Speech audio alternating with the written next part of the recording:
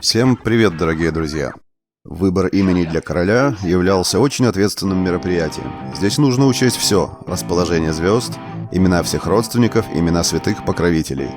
Часто младенца королевской семьи называли в честь знаменитых правителей предков. Тогда к имени будущего короля прибавляли цифры, чтобы не получилось путаницы. Но все усилия шли прахом, когда король вступал на престол. Он становился объектом любопытства для народонаселения страны. В первые месяцы правления к нему прочно приклеивалось прозвище, которое практически становилось вторым именем. Прозвища могли дать за необычную внешность, черты характера, запоминающиеся поступки. Нередко прозвища были обидными или ироничными.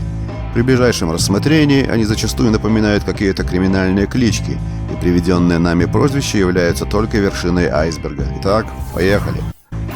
Харальд I, король Дании и Норвегии, был прозван своими подданными Синезубым. Такое странное прозвище он получил за то, что любил лакомиться черникой. Однако более правдоподобно звучит версия, что Харальда звали не Синезубый, а Чернявый. По-английски звучит приблизительно одинаково. С Харальдом Синезубым связан очень интересный факт. Именно в его честь названа технология Bluetooth, созданная как раз датско-норвежской группой разработчиков. Французский король Луи Филипп Орлеанский получил кличку Груша за то, что его фигура с годами стала напоминать именно этот фрукт. Кроме того, у французского слова «le poire» — груша — есть и второе значение — придурок. В общем, несложно догадаться, насколько неуважительно относились к нему подданные. Норвежский конунг Эльвир Деталюб получил свое прозвище не за свои извращенные пристрастия, как можно было подумать, а за невероятный по меркам викингов акт гуманизма. Он запретил своим воинам нанизывать детей на копья для развлечения. Византийский император Константин V носил весьма неблагозвучное прозвище Капроним, дерьмоназванный, что ли, за то, что, будучи младенцем, во время своего крещения нагадил прямо в купель. Король Англии Иоанн Плантагенет, он же Джон, из-за своей недальновидной политики лишился всех своих владений во Франции и авторитета среди английского рыцарства. За это ему дали издевательскую кличку «Безземельный». Также из-за постоянных поражений короля дразнили «Софтвордс» — «Мягкий меч». Интересно, что так в средневековой Англии называли импотентов. Однако в случае Иоанна Безземельного подобная трактовка клички лишена оснований. У короля было 2 законных сына и 9 бастардов, а также 6 дочерей, 3 законных и 3 внебрачных.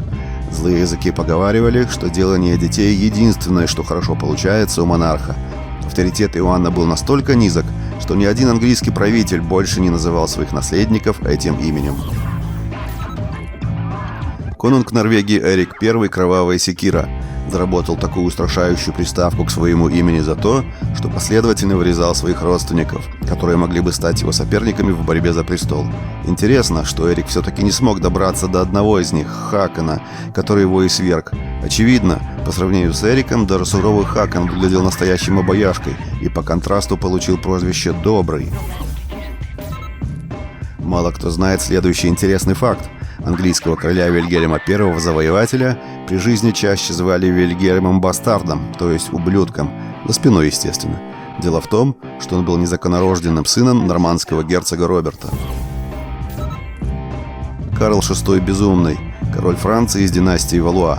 Свое прозвище получил за приступы безумия, которые случались с ним время от времени. В такие периоды он не узнавал жену и родственников, был подозрителен и способен на убийство. Гарольд I Заячья Лапа, король Англии из династии Кнютлингов, правил страной в XI веке. Успеха в государственных делах не имел, зато любил охоту, особенно на зайцев. Отсюда и прозвище. Пипин III Короткий, первый король из династии Каролингов. Прозвище получил за небольшой рост, но это не помешало ему успешно править своими территориями. Кроме того, его сыном был Карл Великий, которого заслуженного можно назвать создателем современной нам Европы, которая, как известно, выросла из империи Карла Великого. Дорогие друзья, обязательно ставьте лайки и подписывайтесь на наш канал.